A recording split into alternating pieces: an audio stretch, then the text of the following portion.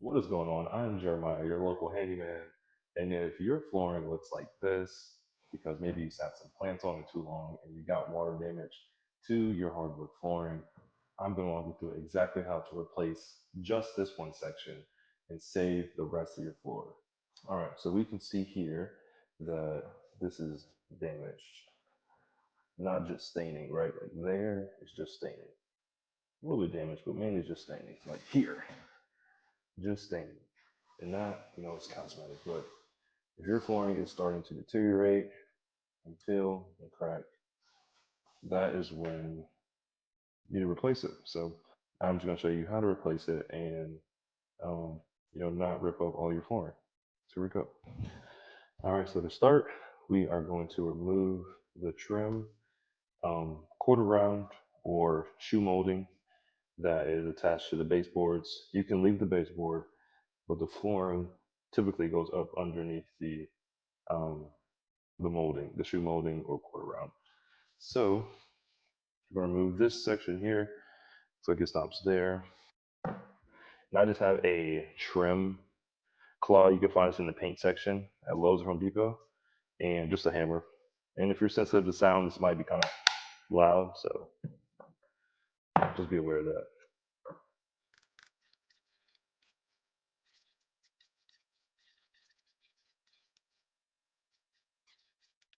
So we got this out. Just leave this off to the side.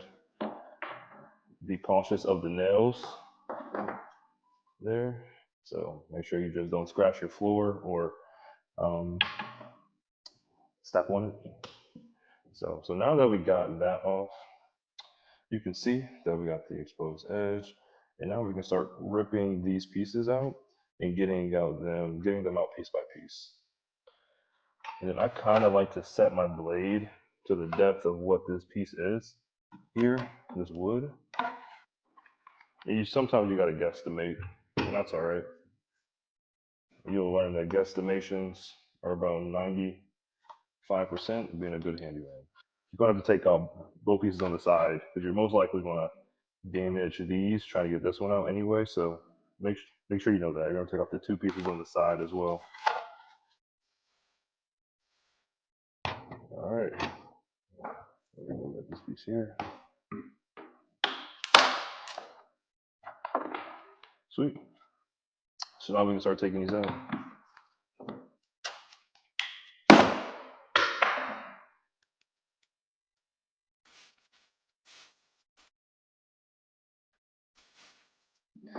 I'm not being a good example, but definitely wear your safety glasses. You might not look as cool as I do wearing them, but I can just tell I was getting ready to get something in my eye. So just be proactive. Put on your safety glasses.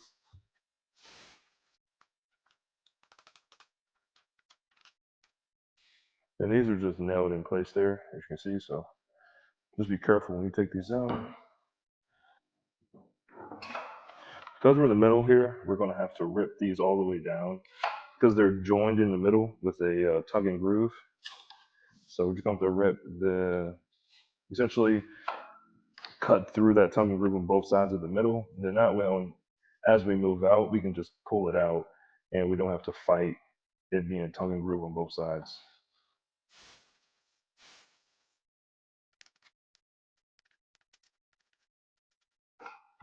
You may need a bigger crowbar, so make sure you got it handy just in case.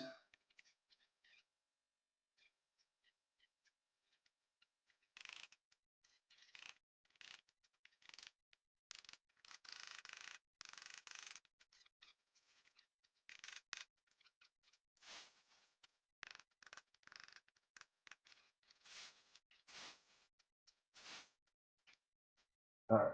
Oh, let's clear this away so I can see the remaining pieces we need to pull out.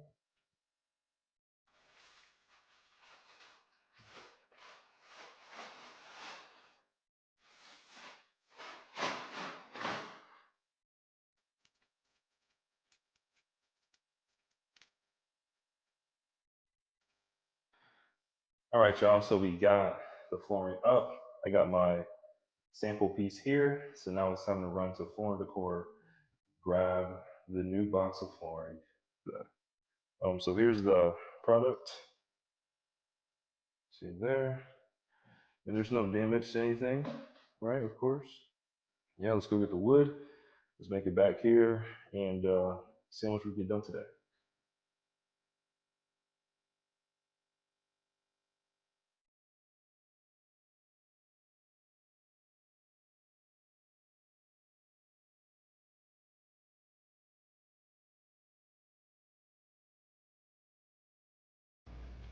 Actually, this is the right one there. Gloss.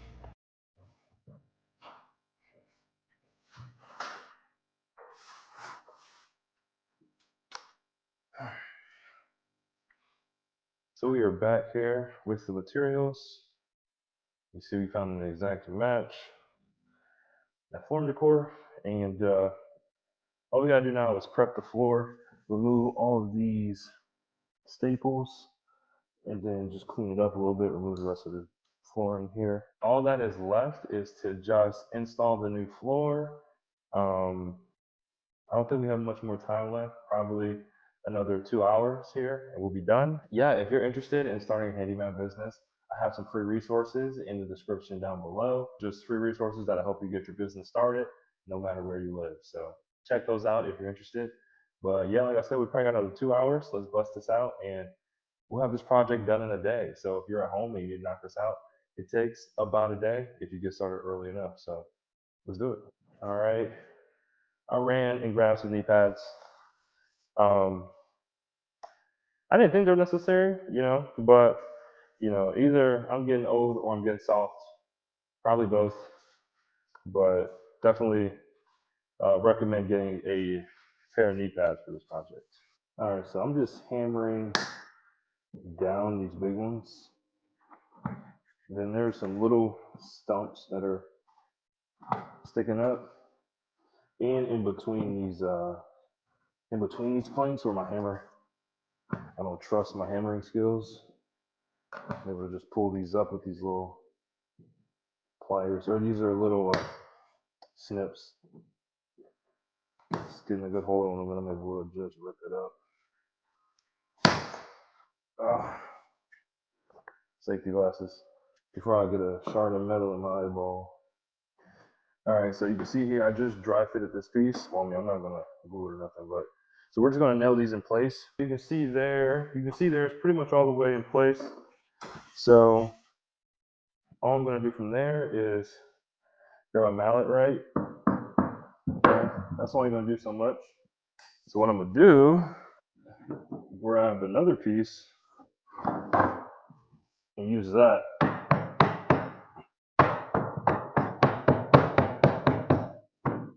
to knock that in place.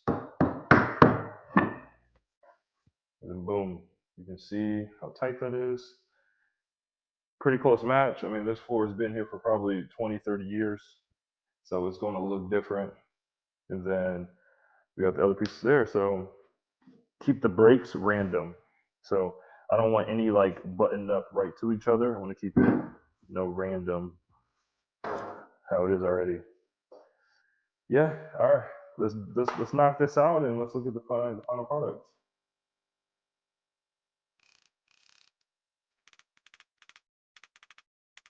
All right.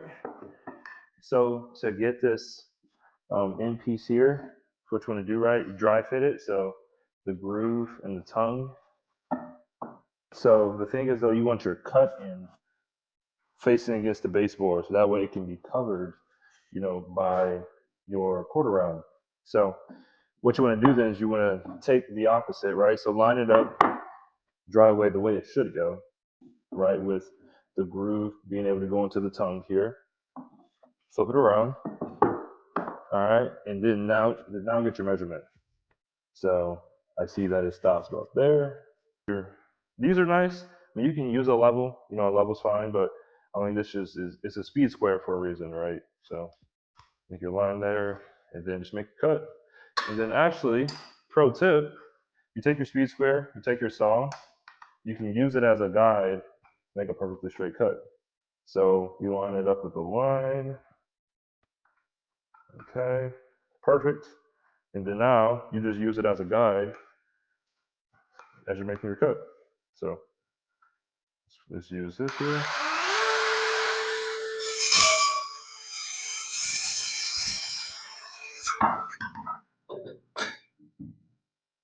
All right, now look at that. That's damn near that's straighter than the factory cut. So that's how you do it.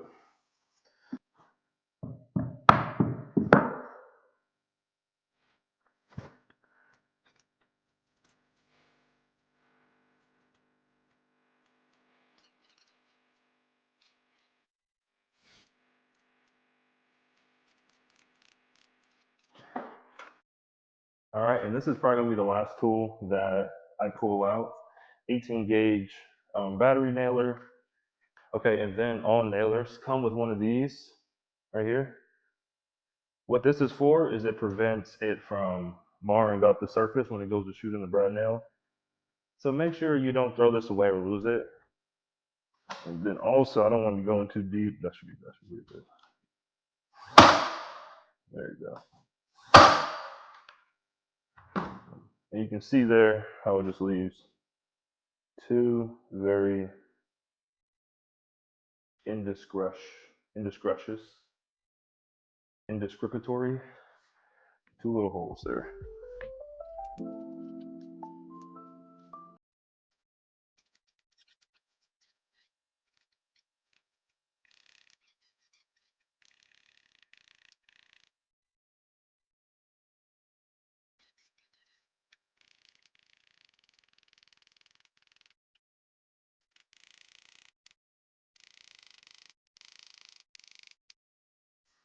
Okay, we finally got this one cut out.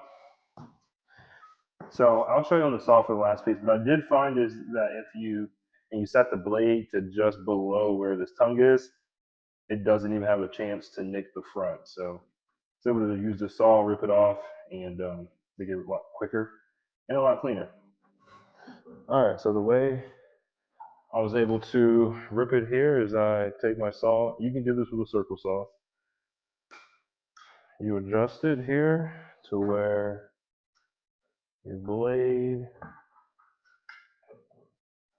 is right below the tongue. Okay, and then you can go and set it.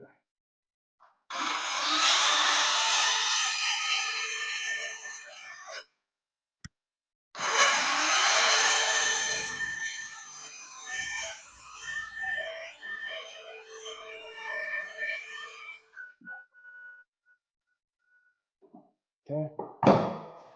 Did I even cut more there? There we go.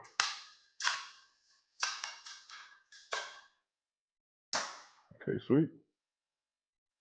This is wood glue, so obviously wood glue like somehow chemically bonds glue or wood. I'm not quite sure how it works.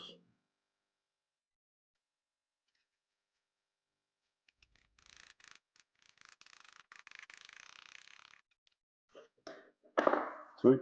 And then just a little trick to fill in these gaps here. I know we have one decent gap here. We still have that little gap here, right? It's just throw a little bit of this. And this cleans up with water, so that's why I'm doing it like this. So clean it up like that. And then just have a towel with you, a wet paper towel. Throw it in like that, boom. Okay, and then now pick some of the sawdust because it's the same wood. It's just gonna blend in real nicely. Okay, and then we just want to come over, clean up the extra. All right, and now that glue is completely gone, and look, you can barely tell where the cracks are. So all that's left is to just clean up and reinstall the quarter round, clean up, and then look at our finished product.